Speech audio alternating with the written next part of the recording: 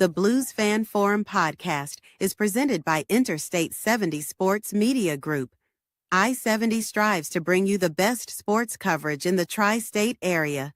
Find them on Facebook or at interstate70sports.media. This is Jordan Bennington, and you're listening to the Blues Fan Forum podcast.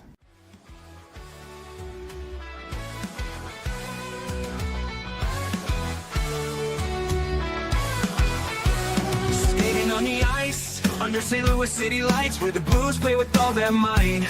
Jordan Cairo, fast on the attack, but defense falters, gotta cut him some slack. In Robert's arms, we find our glory. His skills shine, the team's best story.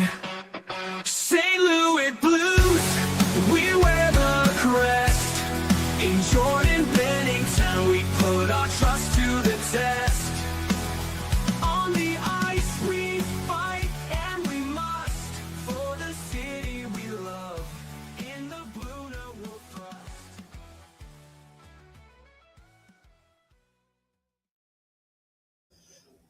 Hello there, everybody, and welcome to episode 162 of the Blues Fan Forum podcast, your source for Blues news, views, and fan interviews. Presented by Scooter's Coffee. Blues fans can score amazing drinks like the signature Caramelicious, served hot, iced, or blended, with world-class espresso, fruit smoothies, Scoot energy infusions, and so much more.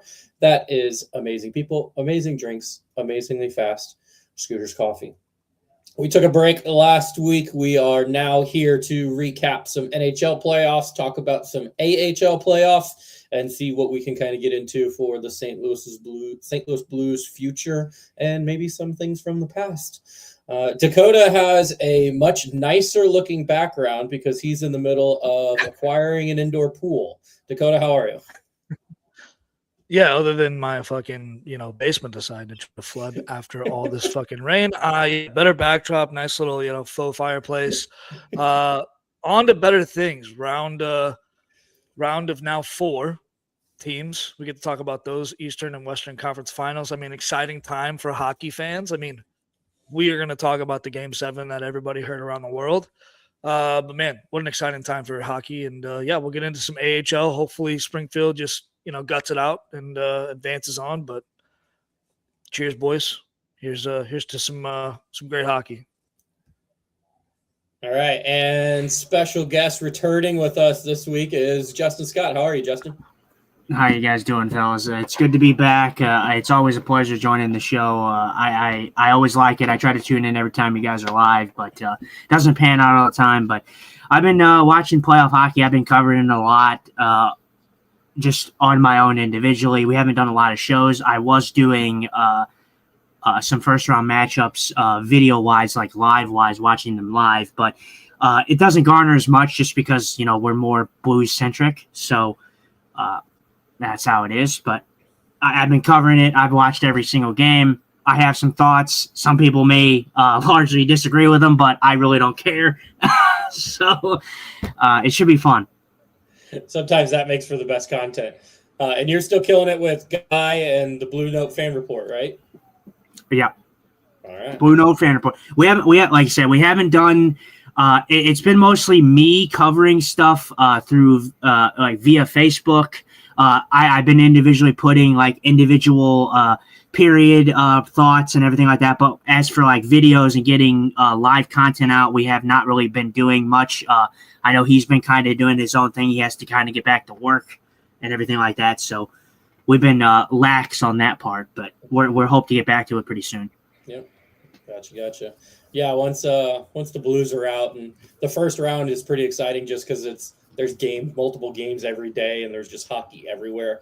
I've kind of started to slowly almost zone out a little bit of if the game's on, I'll watch it. But if not, I'm like working on something else or doing something. Mm-hmm. So I definitely have the summeritis for hockey right now, which might be why we took last week off.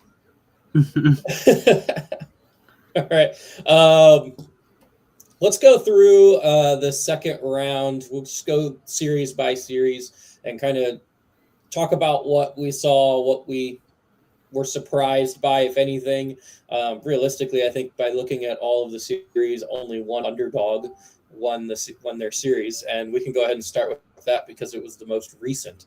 So last night, Montreal pulls off the overtime win in Game 7 to take the Buffalo Sabres down, which is the team that we kind of jumped on the bandwagon with.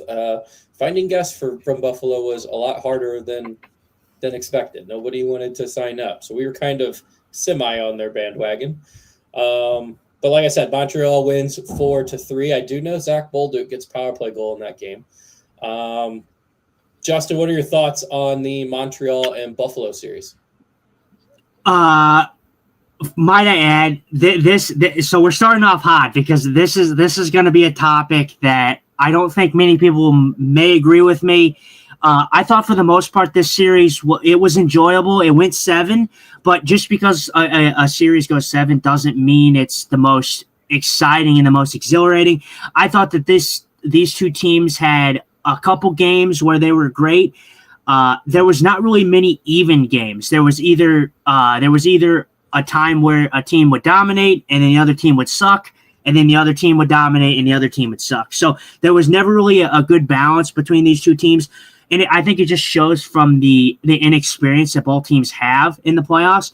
And I'm gonna use the word sloppy. I thought the series was pretty sloppy, especially from a defensive standpoint. I've been very heavy on the defensive standpoint, and I think this year's defense in the playoffs has been absolutely atrocious. That's just my opinion. But as for Game 7 last night, I think the wrong team won. I think Buffalo was a better team last night, and they lost. So Montreal gets another Game 7 win. I think that they should have lost against Tampa in the first round. I think that was even more of a blowout.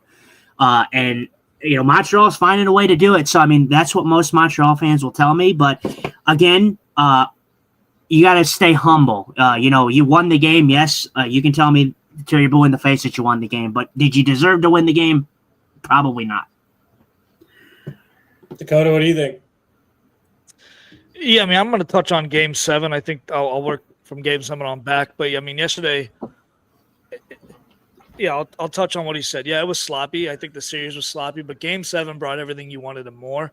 One thing I want to touch on is Alex. And I want Alex Tuck to be kind of talked about. I think that's what they all kind of harped on for basically the entire game, all 60 minutes and overtime, is just how non-existent he was. And I don't think it's his fault. It's hockey, man. It's a game of inches. It's a hard game to play, and if you're not finding the places to put the puck, it's just not going to go in there for you. So I feel bad for him. I don't think anybody on the team is pointing fingers saying like just because he sucked, we sucked too. Ukko-Pekka Lehkonen had I would say a pretty damn good fucking game. Buffalo came on midway through the second period and just fucking threw everything at the net. I think they controlled all of the third period. There's a couple close calls on penalties and non-penalties. Like there was a goal interference call on Jason Davish, Zucker. whatever his. Yes, Zucker ran into goal. Yep. Yeah, so I mean, obviously that people were pretty pissed off and fired up about that. There was a no goal called because of an early whistle when clearly it was just laying underneath them and they just poked it through, and so that led to us going to OT. But like Justin said, I think the shittier team won and the better team lost, and I mean, hey, I give it to Buffalo. I mean, they gave it their fucking all. I think the city is excited for what's to come. I don't think this is going to be the last time you're going to see him in this environment. I think they're going to be in the playoffs from here to come out. So it was exciting. The series was sloppy, but it's a Game 7. I think everybody tuned in. They knew exactly what they're getting. I kind of want to touch on it because, and I know it seems pretty harsh of me to say this. I think for me, I look at not so much this series, but even the last series. I think that we got an incredible series between Montreal and Tampa Bay. Again, I still think the wrong team advanced. I think Tampa should have advanced. But I think from the benefit of the fact that Buffalo played Montreal, this series was a give me. It could have went either way, and no one would have batted an eyelash. I think if the Tampa Bay Lightning end up beating the Montreal Canadiens in Game 7, I think the Buffalo Sabres are out of the playoffs, and they would have been out of the playoffs before Game 7. And that's not a disrespect to Buffalo. I like what they did. They're going to be in it, like Dakota says, for years to come. But the fact of the matter is they were not good defensively in this series. They were bad in this series defensively. Montreal wasn't any better, but they were a little better, and Dobish was really good when he needed to be. So Dobish was the storyline for Game 7 especially.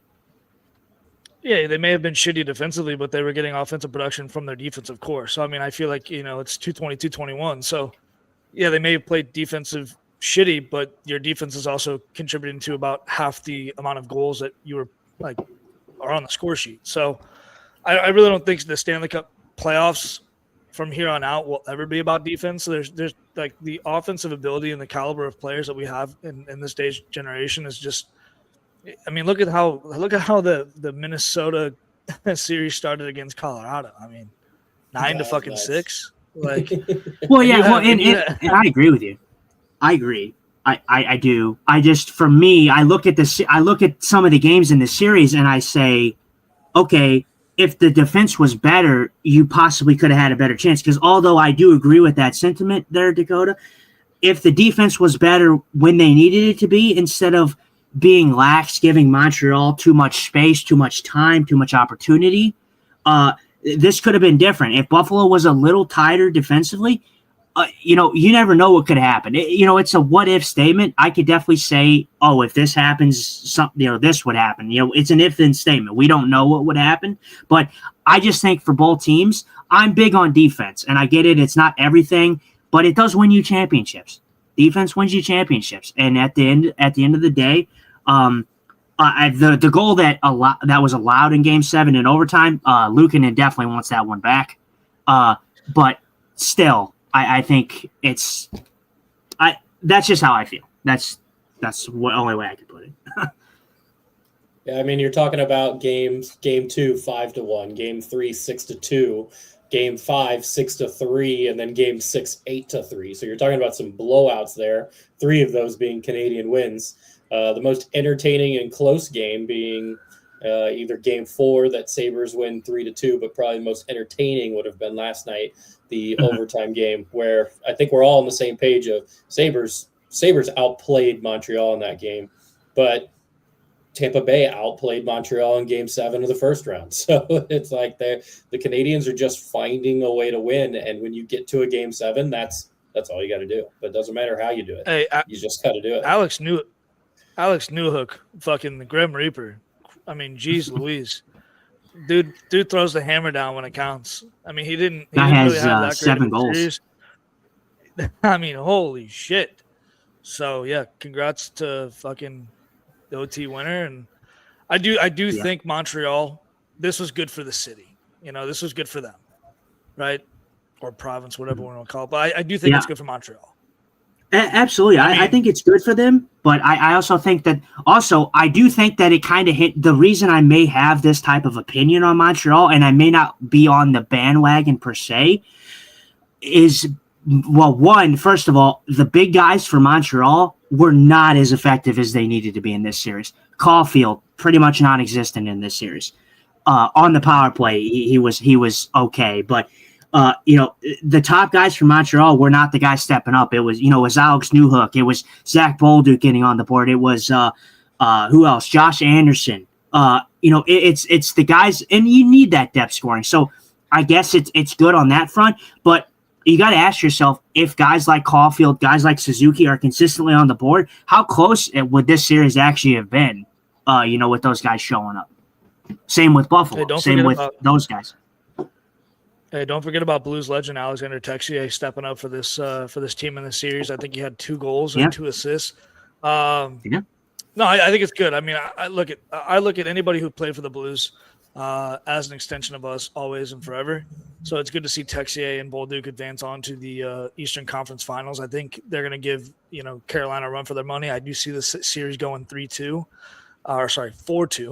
I'd like to see it go 6. We all think it's probably going to go 4-1. I think Carolina is just going to dust this entire Eastern Conference, but we'll move on to another series. Yeah, last thought. Zach Bolduc and Alexander Texier both have 7 points throughout these playoffs. Ivan Demidov also has 7 points. Yeah, I mean, they're getting depth scoring, and that's what makes a playoff team. I mean, people are going to hone in on this. I heard a lot of, and like I said, not to disrespect the Buffalo and the Montreal faithful. I'm sorry. I watched the whole series. I listened to each fan base, and God, I am so sorry. I love it for both fan bases that they're competitive again, but God, are they just so nauseating to listen to. I mean, they were just absolutely dreadful. They were completely dreadful to listen to. A team in Buffalo Sabres who haven't been relevant in 14 years. Oh, now they're automatically the best team in the world. They can do no wrong. And then the Montreal Canadiens who have this conspiracy theories that the refs are against them when they literally have gotten the benefits of calls in Game 7, both Game 7s this season. In the playoffs. And I just, it was just so nauseating to listen. That's why I was never on the bandwagon of either team. But I think this is good overall in the end for Buffalo because although the growing pains were in the 14 years of being not competitive, the Buffalo Sabres need to go through a playoff loss. They're going to only grow with a loss. Mm-hmm. I know that sounds weird, but they're going to grow with growing pains with losing in the playoffs. It'll make them better in the end. Yeah, they're bringing it back to the Blues. I think Jeremy Rutherford wrote an article with I don't know if he was talking to Oshie or Jackman or who he was talking about, but they talked about the Blues making the playoffs and getting swept. And even just being swept, how important making the playoffs was just to see how that level changes and being ready for that, that core, like when Oshie was coming up and Berglund and Steen and all of them. So, yeah, that's a good lesson for the Buffalo Sabres. All right, let's move on. Well, actually, let me pull up Justin Minich here is on the Go Habs Go train, and then we will go ahead and move on to our other Eastern Conference matchup that has been over for quite some time. Carolina goes out and just dominates Philly. After I thought Philly played pretty well against Pittsburgh, but didn't stand a chance against Carolina. Carolina's 8-0. Greg is saying that Carolina is going to steamroll Montreal. The only game he can see Montreal winning is Game 1 due to Carolina being off for so long. They could have some rust that they need to shake off. Before we move on to Carolina and Montreal matchup, Justin, what do you remember, since it was so long ago, from the Carolina-Philly matchup? Carolina-Philly, this actually determined for me. Philly didn't play bad, but Philly was always going to lose. It doesn't matter if Philly or Pittsburgh are going to lose, and no disrespect to those two fan bases or two teams. Carolina, they're a team that was not going to lose in the first two rounds. I even said it when everybody was like, oh, yeah, the Ottawa Senators are going to upset the Carolina Hurricanes. I'm like, yeah, clearly you guys don't know Rob Brindamore hockey. That's not going to happen. I'm sorry. You got to trust the Rob Brindamore system in the first two rounds.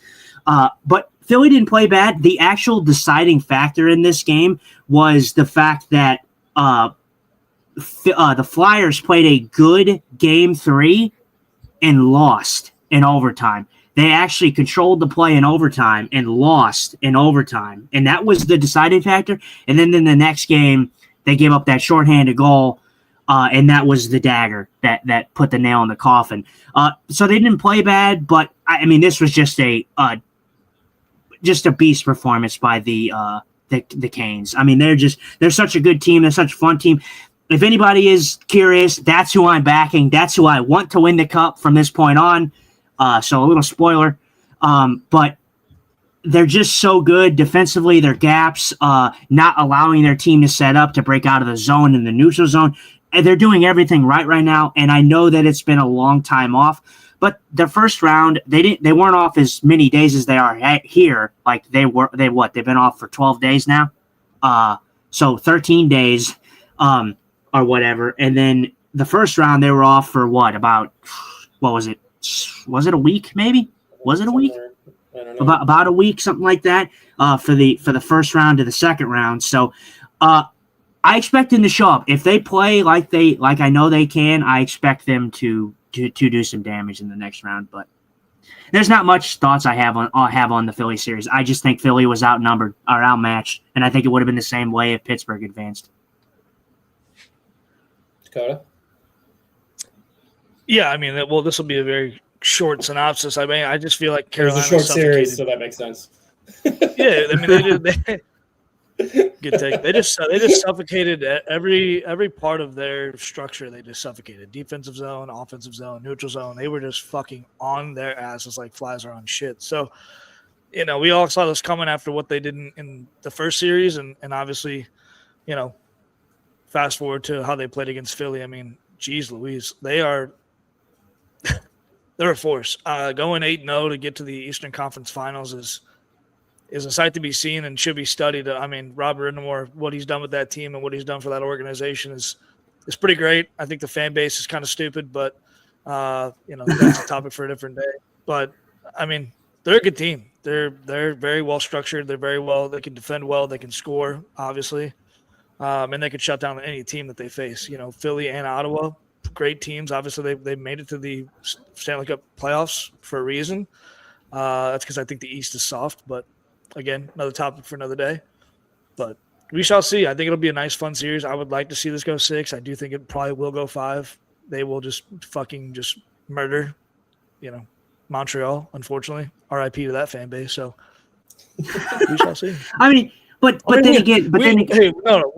we know how Canadians get with their hockey. I mean, they're in the playoffs. They're the last remaining Canadian team.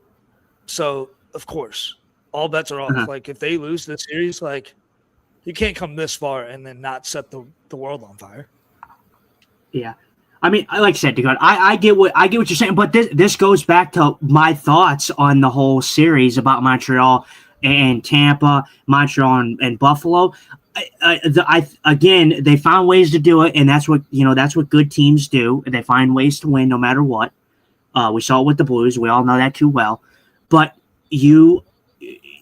I feel like as a Habs fan, obviously the Habs are the only fan base that will tell you that, oh, yeah, we deserve it. But anybody from an outsider's perspective, I look at both series and I say that Montreal deserved to lose both series and did not. So I think the Canes, out of everybody, I think the Canes have the best shot out of any year in the Eastern Conference Final to finally get over the hump and get to the final.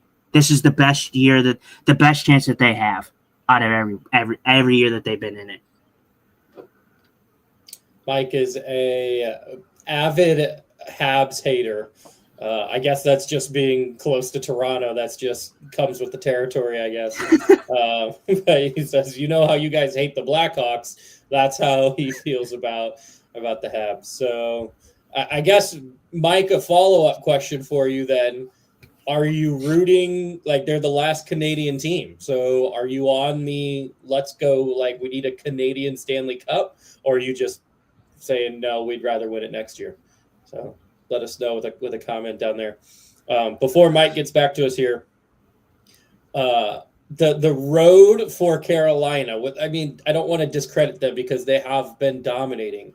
But you have to keep in mind, they played the wild card 2. Then swept Ottawa. Then they played the Flyers, who were the Metro Division 3 seed. And now they're playing Montreal, who is the Atlantic Division 3rd seed.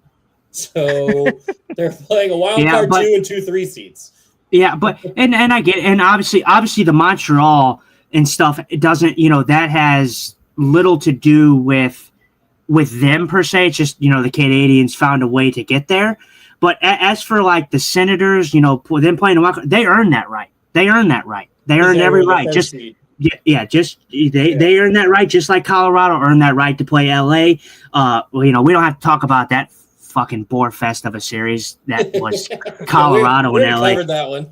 Yeah, that was God. If you didn't fall asleep in that series, I don't know what the hell's wrong with you. I respect close games, but God, that was so boring to watch. And then obviously I know a lot of people were big on the Minnesota bandwagon. I'm sorry. I'm still not on the bandwagon. I'm still not on the Minnesota bandwagon. They get Quinn Hughes, and now everybody all of a sudden cares about Minnesota. Minnesota's the biggest threat in the West. It just wasn't going to happen. They weren't going to beat Colorado. They didn't have any chance. And when it came down to it, they went into that series and lost. And they lost in a, I think, pretty convincing way because they were terrible defensively, like I've talked about. So I don't know. I don't know, guys. I don't know. All right. Follow up to Mike's question, or to my question for Mike. Mike says not a chance. They are not rooting for Montreal. So the Toronto area is okay with just saying we'll take a Toronto and Gavin McKenna Stanley Cup next year, I guess. Oh God, don't get me started on the draft, dude. Don't get me started on the draft, Jacob. Jesus Christ. All right. Well, you already started Colorado and Minnesota, so let's hammer into that one. I'm going to start with Dakota on this one for Colorado and Minnesota, because Dakota was on the Minnesota bandwagon. And he said, despite being a Dallas fan, if Minnesota took out Dallas, which they ended up doing, that he felt strongly that Minnesota could handle Colorado. Dakota, how do you feel now? Well, I think Minnesota got tired. And the reason why I say that is they played Dallas so fucking hard that I think they kind of gassed themselves out when they really should have been preparing for, Colorado. But I don't think if they don't go and play Dallas how they played Dallas, they don't win that series. Congrats to beating a pretty damn good team in the West. But I think many just ran out of gas. And you, like Justin was saying, you just can't throw all your eggs in one basket. I do think Kirill Kaprizov was absolutely dominant. Quinn Hughes basically took that team and put him on his back. And again, when you're riding the fucking same horse every single day, at some point he's going to get tired. So, I think the goaltending on both series were great. I mean, for Jesper Wallstedt, I give all the props in the world, dude. Man, you were facing one of the most fucking high caliber offenses that the NHL has ever seen. Hats off. I know you didn't fare well, but those are growing pains, man. In the NHL, you're going to face a lot of shots. You're going to face a lot of quality shots, but at the end of the day, Colorado took them to school, and that's why they were the best team in the West, best team overall. And we shall see what they do to Vegas. But yeah, that series I thought was going to be a lot better. I honestly thought it was going to go 7. Wishful thinking on my part, but I thought, Colorado came out and just dispersed of them as they should have. I did think Minnie was going to play them harder. I thought they were going to play a kind of Dallas level game. It just didn't happen. So, fuck Stan Kroenke. Over and out. Exactly. Justin, what do you got? Oh, I agree with you. I didn't want to see Colorado advance, but and again, I don't mean to discredit you or anything or that tank, because I know a lot of people were on the Minnesota bandwagon. But I look at it and I just say they played Dallas really well. Dallas, not an excuse. They were missing 2 key pieces in Sagan and Hintz being out of that series. So obviously it's not an excuse. Every team plays through injuries at this point in the season. But Jesper Wallstedt was outstanding when he needed to be. Quinn Hughes was outstanding. Like Dakota said, he carried the Wild as far as he could. And again, I say that with respect. If Quinn Hughes was not on the Minnesota Wild, the Dallas Stars probably advance to round 2. And I know that's a bold statement because it's a what-if statement. Obviously, I love the move that Minnesota did to go out and acquire Quinn Hughes. But Quinn Hughes single-handedly won them, game 6? There was a couple games in that series where he just took over. I mean, he was just absolutely just – he Nathan McKinnon took over in that game. So, without him, I don't think that everybody is as high on Minnesota as they were. I don't think the depth was there. I don't think the center depth was there. I think Colorado was just a deeper team. But Minnesota's obviously going to be back. They always are. They always just seem to find a way to be in the playoffs every year somehow. So I'm not worried about them. They run into a juggernaut of the Avalanche. I'm with you, Dakota. Fuck Stan Kroenke, but they're a good team, so I got to give them credit where it's due. To touch on Dakota's they just got tired stat, guess how many minutes Quinn Hughes played a game in his 11 games? I couldn't even guess. Astronomical, probably. Dakota's going 31. I'm going to go 36. Oh, damn, no. Jesus. That is very 30 minutes and 57 seconds. Hey, a game, though. Come on. Like, that's half a game, and he's not a big guy. Like, and you said in round 1, right? Or just in the whole in the whole game. 11. Okay. Yeah, all Okay. 11 Okay. games we played. But I mean, you can see how I can misinterpret that, considering I feel like he was the most effective Minnesota Wild player out on the ice. So,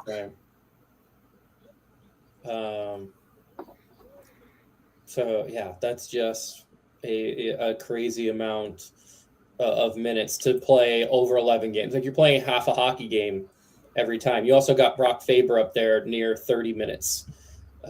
So you got those two. You're pretty much like, we don't really trust our other defensemen, so we're just going to put them out there whenever we can.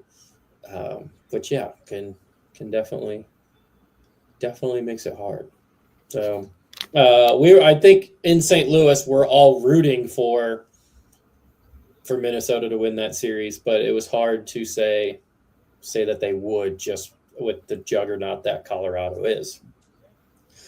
Last series we can kind of cover here is the Vegas and Anaheim series, which I thought Anaheim was going to give it a chance, was going to give it a run for their money. They lost game one, but when they got one in game two, I was like, all right, they got this. And then maybe they kind of just did the same thing and ran out of gas. These West Coast games start too late for me, so I did not watch any of them. Justin, what do you got on Vegas and Anaheim?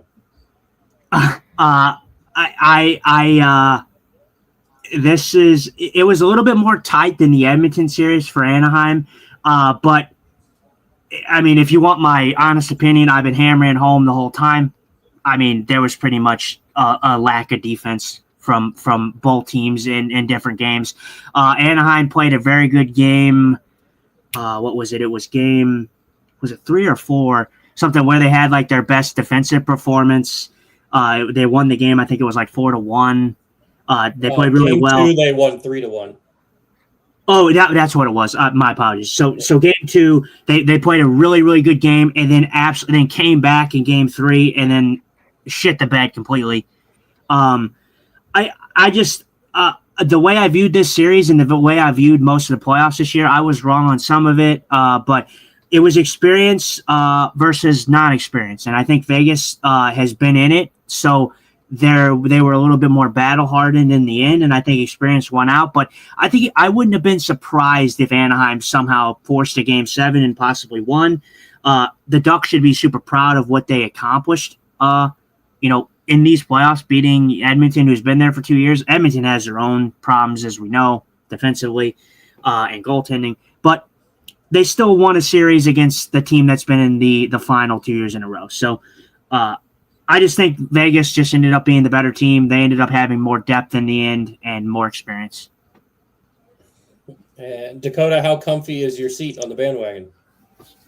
I'm pretty fucking comfortable. I mean, Jesus, I asked you to jump on this bandwagon before the playoffs started, but you were all hell bent on Buffalo. So how's your fucking seat feel? I hope it's fucking hard to set the bench. It's done, disappeared. It's gone.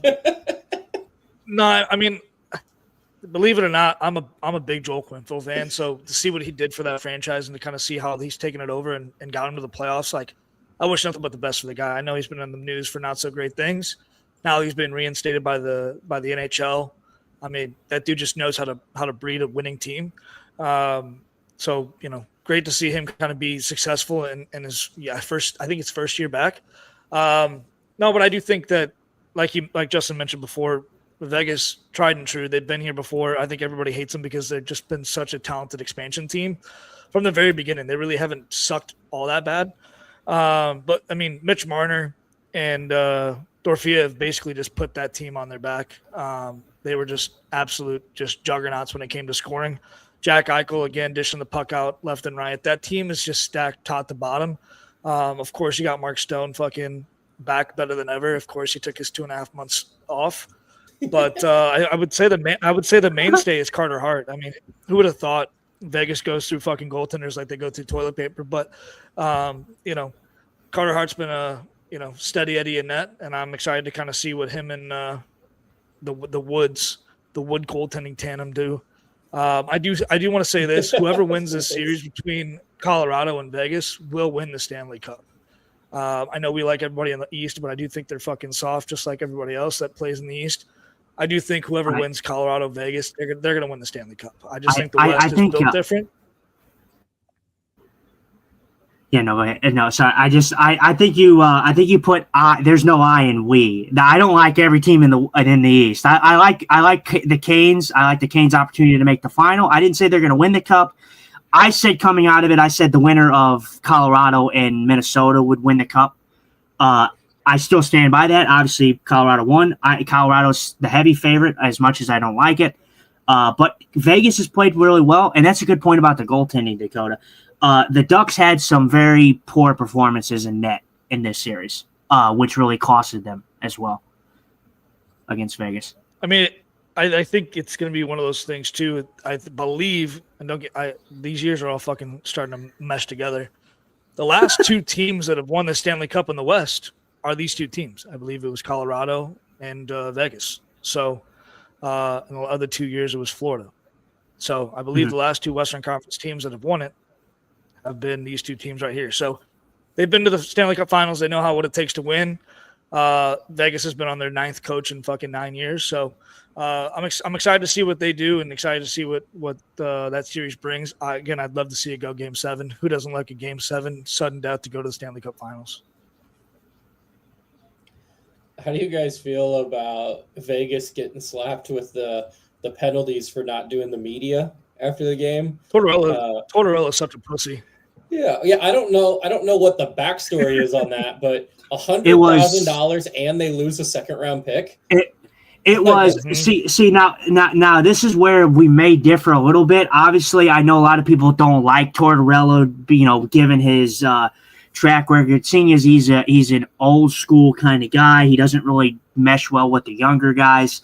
The reason I like Tortorella, and I put this out, is Tortorella holds the league, the officials, to a high standard and an accountability, which most coaches don't.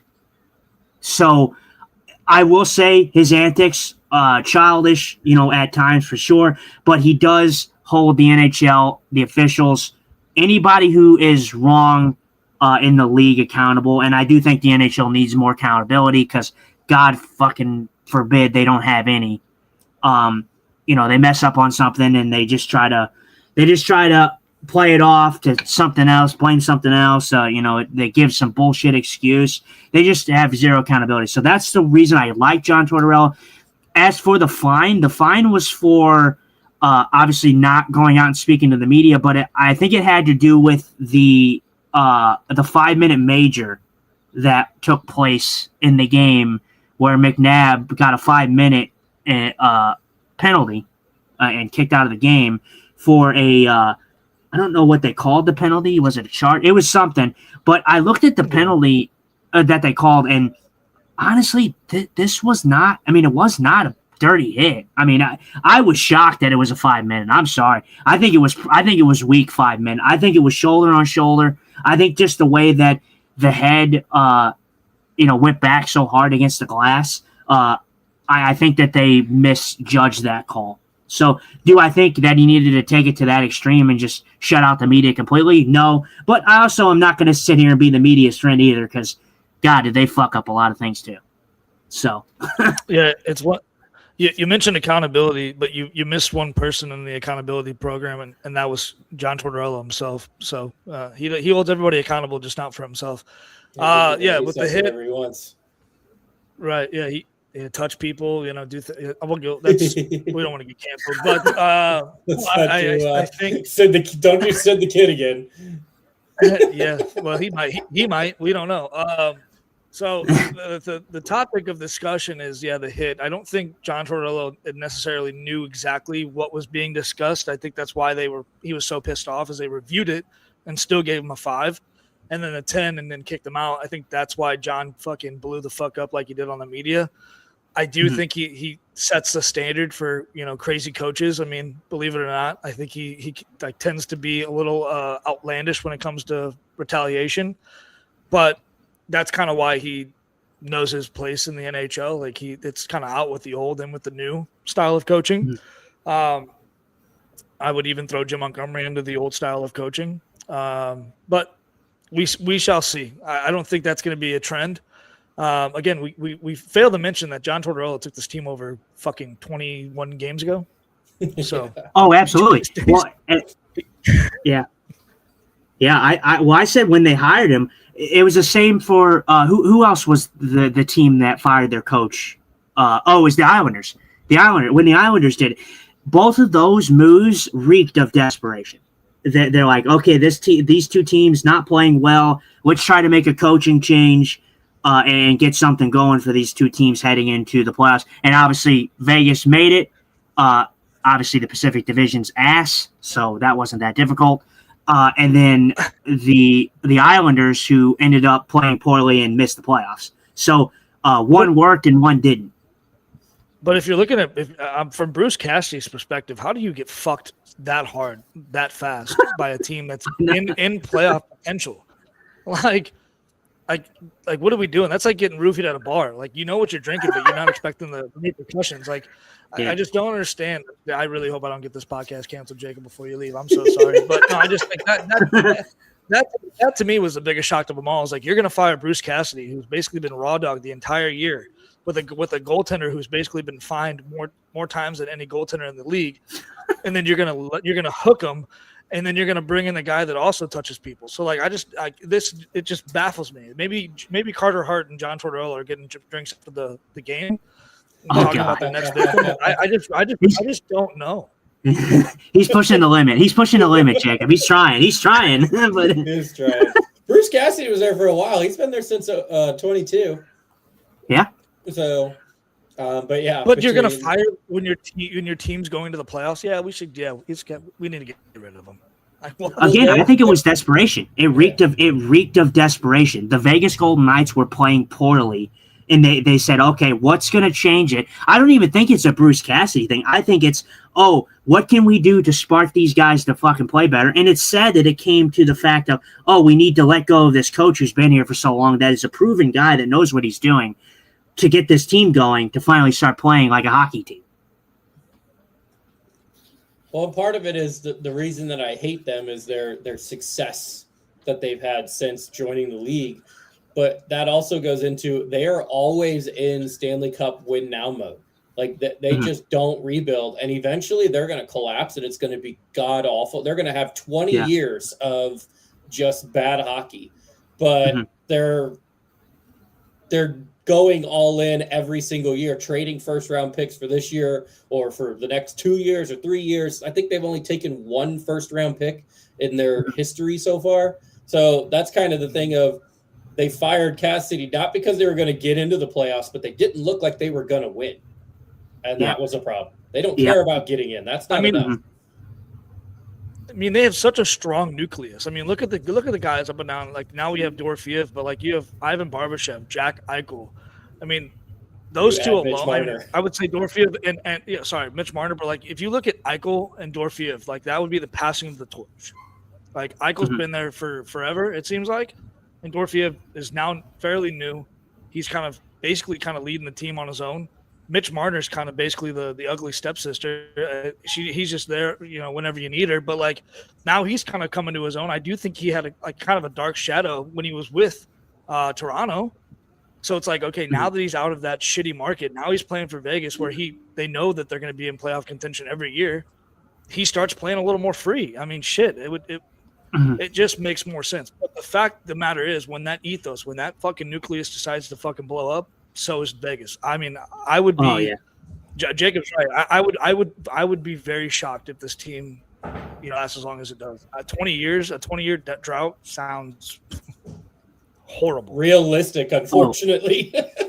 Absolutely. Well, yeah. When Vegas collapses, they're going to be very, very bad. I mean, very bad. And that's kind of how I feel about like a team like I look at Edmonton. I know we're not on Edmonton, but I look at Edmonton and I say, like, once McDavid's deal's done, like, he's not going to be on the Edmonton Oilers anymore. And the Edmonton Oilers, their fucking future's fucked. I mean, if you think Edmonton has a future, you're delusional. I mean, Edmonton's going to be so bad for years to come. The only saving grace Edmonton has is if they make the decision that McDavid won't sign, they have to trade him. and you're going to get a haul back, even if teams know that you're only trading him because he's going to free agency, you're still going to get a good return. And then whenever you do that, you probably also have to trade Draisaitl. And so if you move all of those two people, your retool is back. Like that's holy shit. Dakota.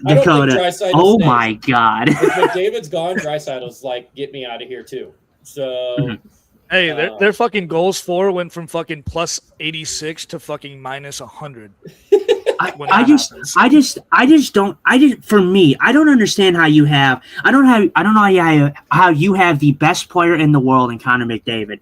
He gives you the biggest fucking team discount ever, and you don't try to go out and put something around this man. Why? Like, you have Connor McDavid and Leon Draisaitl. That's it. And then everybody wants to talk. Everybody was on my dick about saying, "Oh yeah, look at Philip Broberg, who I think is developing into a number one defenseman. He would literally be the best defenseman on Edmonton." Everybody's like, "Oh no, what about Evan Bouchard?" You know who shits on Evan Bouchard the most? Edmonton fans. Edmonton fans shit on Evan Bouchard the most. This Philip Broberg would be the best defenseman on Edmonton. It's not even funny. I've seen a bunch of Bouchard games, and yes, he's a good offensive defenseman, but he gets those amount of points because he plays with a Connor McDavid.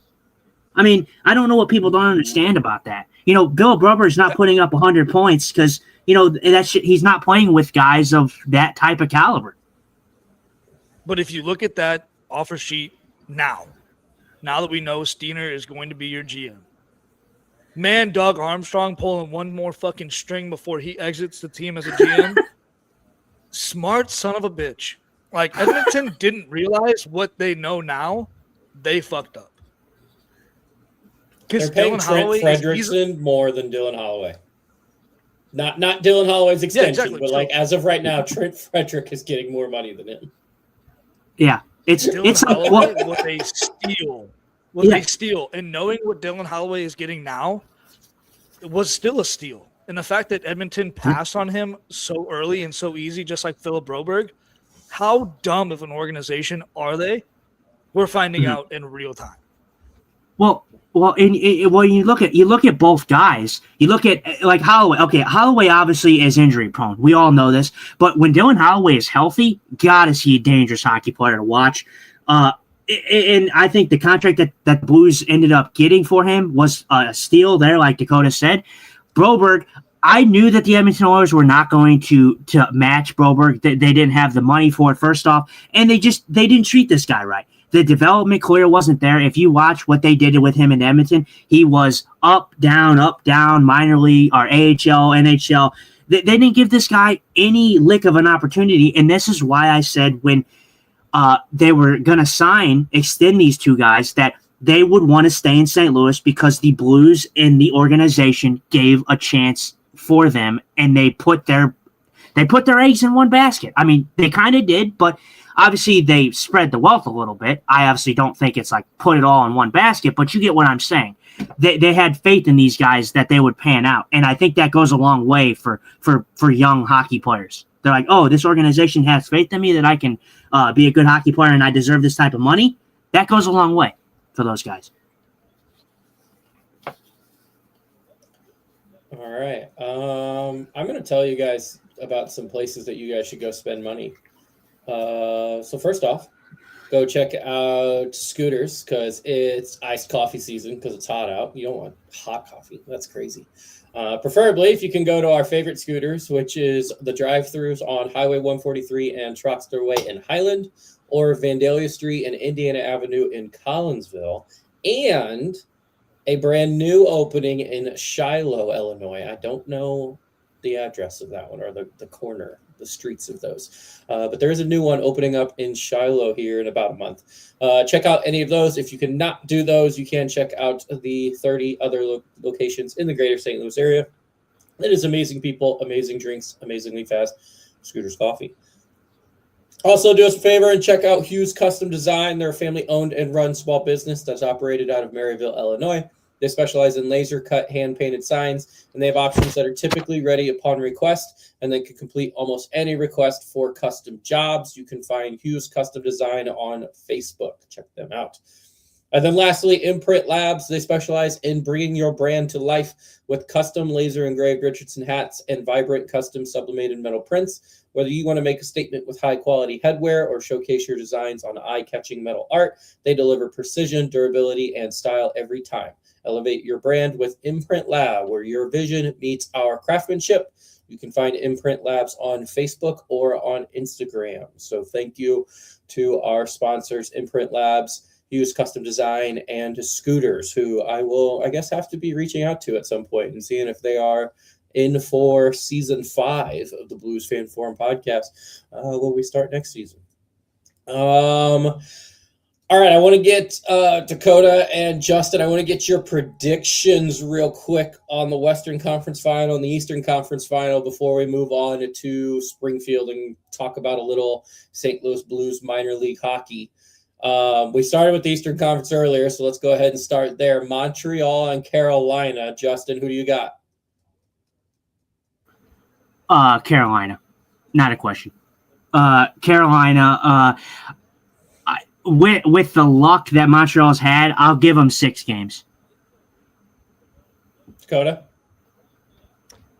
Yeah, I'll probably go Carolina 5 games. I just don't think that.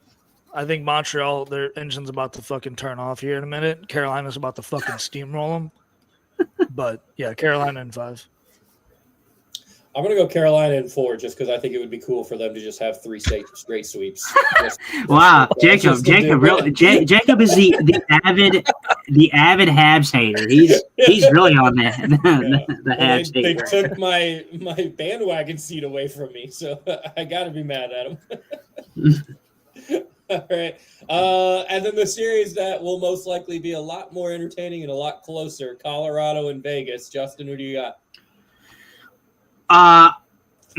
Man, which one do I hate the most?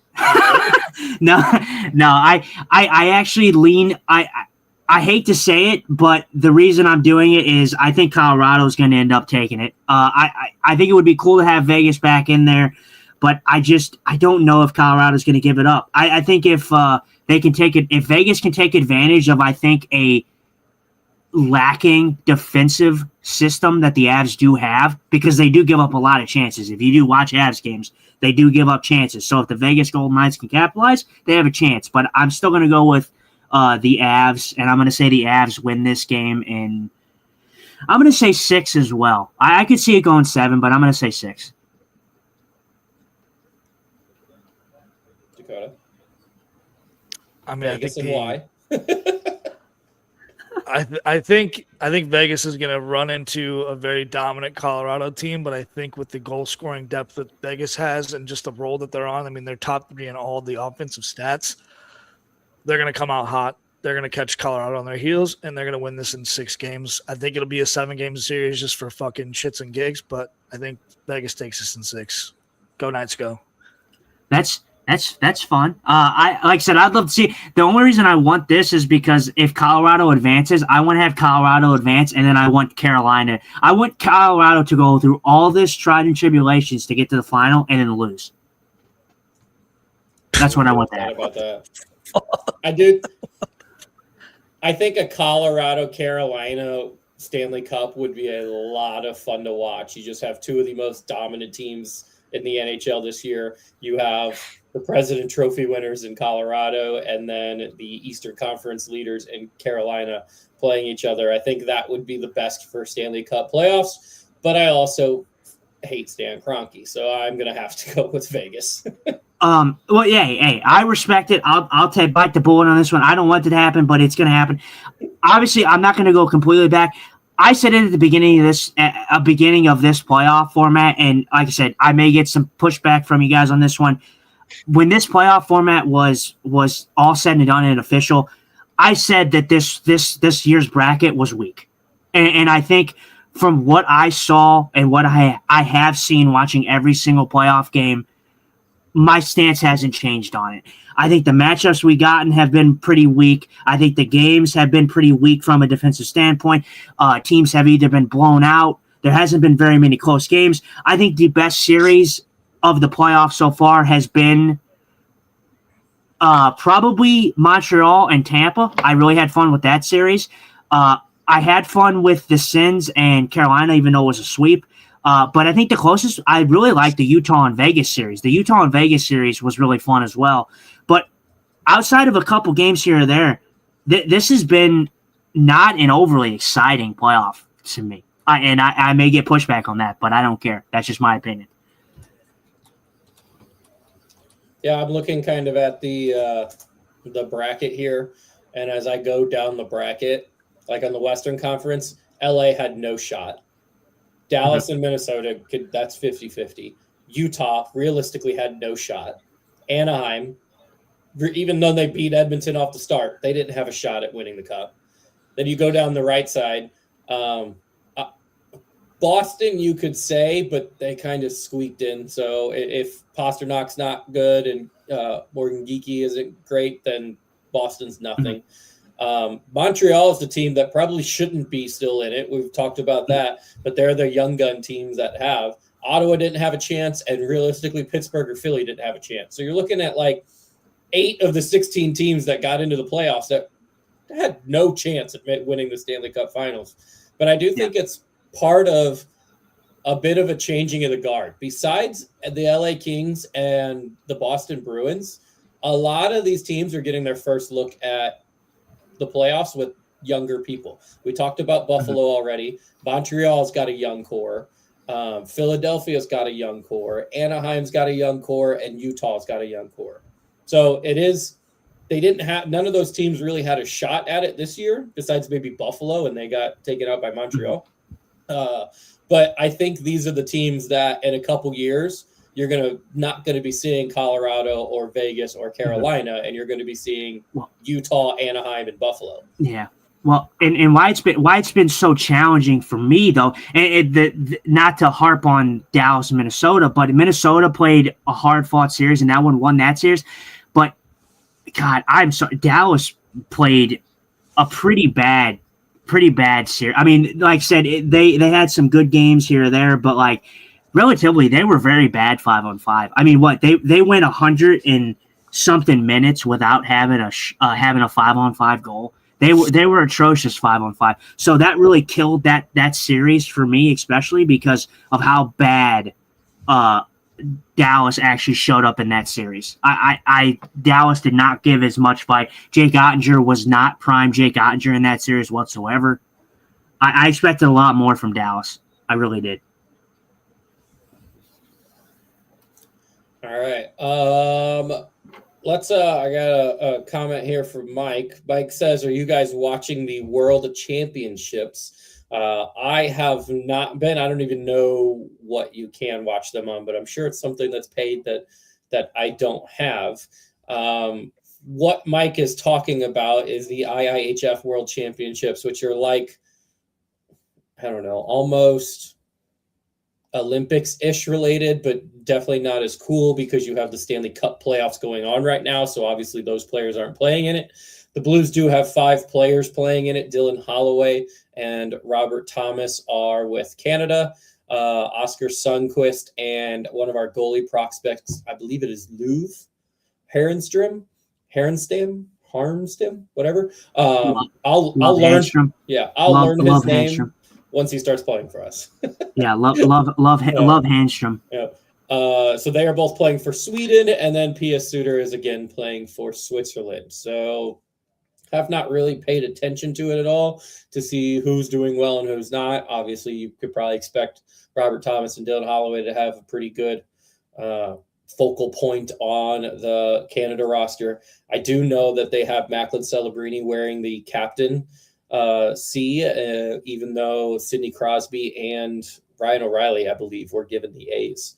So they do. Canada still has a pretty good roster there, but yeah, it's just not the Olympics, and it kind of hides in the background of the playoffs. Justin, have you caught any of these games? I have not. Just like you said, I'll be honest. They probably hid it behind some shitty paywall, so Right. probably not. So I've only seen some clips. I actually, you know what? I don't even think I've really seen any clips, to be honest. I've mostly just seen like screenshots, like still images, pictures.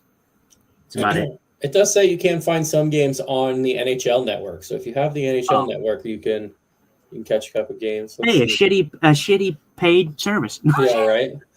So tomorrow you can watch Switzerland and Austria at, let's see, 10 a.m. Eastern would be 9 a.m. here. So 9 a.m. or Germany versus Team USA at 1 o'clock tomorrow if you want. So if you got the NHL network, go ahead and watch that one.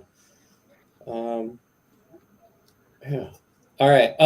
Going from the best of the best hockey playing for their country to what would be 3 levels down from that, I guess, is from Olympic or best of the best to the Stanley Cup to the AHL. Let's check in. Oh, damn it. Checking in on the Springfield Thunderbirds. They are in the 3rd round of 5 rounds of playoffs for the AHL. They are currently playing the Wilkes-Barre Scranton Penguins. They are down 2-0. The series is tied, so it looks like if the score holds up, which there is still about 10 minutes left, they will be down 2-1 in the series. Springfield, I don't know if you guys have caught any of the games. I know this one you do have to have a subscription to Flow Hockey to play. But just your thoughts on Springfield making, at a time when they may not have even made the playoffs before we sent Steve Ott down there, to now being in what is essentially their conference finals. Or actually, it is their 2nd round, like if it was the Blues. So their division finals. They call it the Atlantic Division Finals. Just thoughts on seeing our young guys make those moves, plus Justin Carbonneau and Adam Jiricek finally playing and getting games with them in as well. Justin, what are your thoughts on that? That was a lot. I need a lot of thoughts here. And this is good. This goes back to how I talked about Buffalo, in a sense that they're a young team. You have a bunch of young prospects that the Blues have that Blues are hoping to pan out, and Carbonneau and Jiricek. They're going to be great for the Blues. This helps the Springfield Thunderbirds, but it also helps the St. Louis Blues for their future.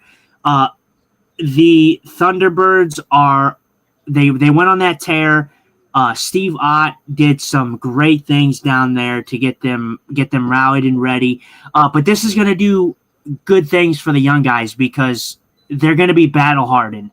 The fact that they've upset two teams in this playoffs already, and say they lose this series to Wilkes-Barre Alive Scranton. So let's say that they lose this series. That, at the end of the day, it's going to suck. You want them to go far, but it's good for the growth of these young guys because it shows them how to be battle hardened and it shows them how to win. So if they're learning how to win in big games now, when they get to the St. Louis Blues, they're going to have that winning DNA in their system already. So it's going to be good for the future. As for Steve Ott, the thing that solidifies this for me, Steve Ott is going to have a head coaching job in the NHL in the next 3 years. That's not going to be here. It's going to be elsewhere. That's what this move for me with Steve Ott solidifies. I know we're not talking about that, but that's just one of my thoughts as well. 3 to 5 years I give him, and he's going to be a head coach in the NHL elsewhere. I think we've been saying that for the last 3 to 5 years. He's going to get a head coaching job. He's going to get a head coaching job. So it's nice that they sent him down, gave him that head coaching experience. Dakota, thoughts on the future of the current Springfield Thunderbirds and potential St. Louis Blues?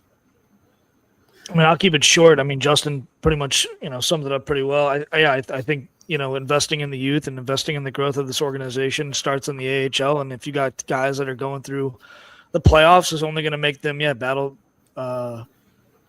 trusted and strong. And obviously it helps the development too. I mean, obviously you can't get playoff experience unless you're in there. So if you're not getting it with the St. Louis Blues organization, it's better to get it with, your AHL program.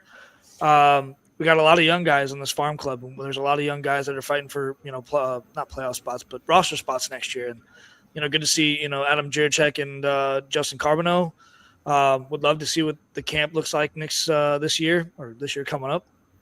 Because I think this program we got going on, obviously the AHL, but obviously the NHL, we're going to be a tough team going forward. I think this season was a lot of growing pains. It sucked, but looking forward to the future and how they're doing in the AHL and getting as far as like this round. Nobody really would have thought that would have been the thing when Steve Ott got the demotion/promotion to the AHL as the head coach. But hey, good for Otter, man. I do think ever since he left the ice as a player and started wearing suits behind the bench, he's a natural born leader. He's a natural born thinker of the game, and somebody with Ott's mindfulness and perspective, and obviously he played a long time in the NHL. Good to have that behind the bench. I mean, sure, the game has definitely gotten more experienced and gotten a little more talented since he's been. But having that young mind behind the bench, he's part of that new core that I was talking about. Out with the old, in with the new. He's one of those new style guys that I would love to see him behind an NHL bench. Yeah. And shout out to Callie Rosen for just absolutely dominating these playoffs right now. 10 games, 7 points, a +6 as a defenseman. He's tied at the team lead in points. Well, I mean, you go back. You go back to that move, and everybody was asking. Everybody was all sarcastic and like, "Oh yeah, bring back Callie Rosen, bring out the cup." The move was never about getting a cup in St. Louis. It was about giving a veteran presence to the Springfield Thunderbirds, and getting a guy that they have already had in their system that they know how he plays. That was all that move was about. So I mean, it's. I'm happy that it's panning out for him right now. Yeah, I think they're leaders in the playoffs right now with Callie Rosen 7 points, Dylan Dubé 7 points, who we just signed kind of towards the middle of the year, and then Chris Wagner, who has been with the team, but when we got rid of, I can't think of his name, and Sam, if she was listening, would be able to tell me. But we traded the captain of the Springfield Thunderbirds at some point this year, so I believe Wagner picked up the C now. So those are your 3 leaders as far as for the Springfield Thunderbirds. So, we'll kind of keep you guys updated on that, but it is, as of now, not looking great as far as Game 3. They will be playing. Give me a half second. I think this one is only a 5-game series, which makes no sense to me. Is that right? Okay. Yeah, so, the last game was Saturday. All right. So, 5 games. Yeah, I don't get that. I don't know why you would why not do 7? They're used to playing back to back to back or like 3 games on a weekend. So do it again for playoffs. All right. Dang. Well, that was everything, guys. We kind of killed it today. We're an hour and 7 minutes in. So Mike did let us know here that in the World Championship, Sidney Crosby had 4 points in a game versus Denmark. He says the hockey is top notch. I don't know if that's sarcasm or like actually like the hockey for Team Canada is obviously top notch. You have Celebrini, you have Sid the Kid, you have a lot of really good players, but I don't know how the hockey would be for Denmark. Probably not very good. I know, probably the same as the Olympics. It might even be the same roster. I don't know who else they have. Oh, I know, like I know this is deep in, but I want when I know we kind of touched on it a little bit with before we started or whatever about your thoughts on the whole Thomas rumors and possibly moving up in the draft. What's your guys' thoughts on that? I mean, like I feel like we're pretty much on the same kind of wavelength here, but I don't know about your thoughts on the draft pick, like moving up wise. I'm not as much on the bandwagon as everybody else is on that because I don't want to ruin the future for a player that obviously I want Otto, but he's not a proven commodity. You're not getting a for sure, Celebrini. Otto Stenberg could come in and be, or not Otto, Ivar. Hey, don't butcher me there, Jacob. I didn't call you out when you called Jiricek which is your check. So don't butcher me, bro. But I just want to know your guys' thoughts on that, because I'm not really down with the Blues giving up good young prospects that they already have that I think are going to be good for this team for a guy that I think will be good in the NHL, but isn't a for sure pan out, if that makes sense. No. That's my question. No. So you're not in favor of the Blues trading young prospects or trading anything to move up in the draft? Yeah, I think it's dumb as shit. Okay, I'm glad that me and Dakota are on the same wavelength. That's about the verbiage I would use. I think it's dumb as shit there. I think it's dumb. I think it's stupid. I think the people that constantly sit there and go, oh, well, see, this is what was the problem with the Blues playing so well in April. I'm like, bro, did you see the fact that the fucking San Jose Sharks are picking number 2 and they were in the same spot as the St. Louis Blues? Like, come on. Like, get out of here. First of all, the draft being the draft lottery is a discussion for a different day.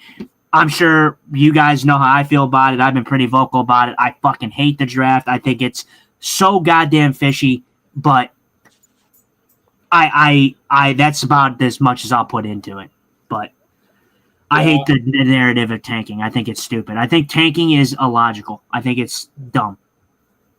Hey, it's all the NHL GMs giving fucking Gary Bettman fucking, a happy ending. The good old happy ending, I know.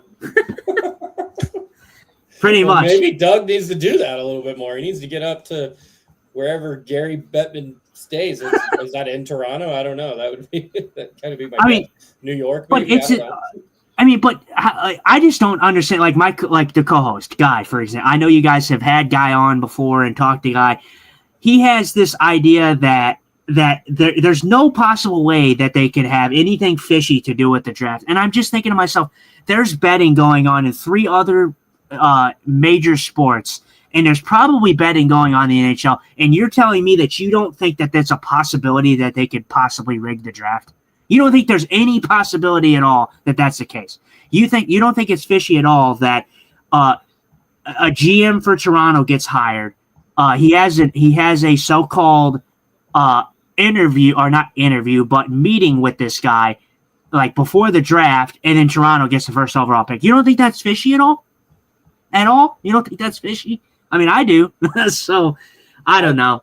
It's stupid to me, but I think them having the actually doing like the numbered ball system and pulling those out makes it a little bit more credible. I do still think it's fishy that these big market teams keep getting these superstar players.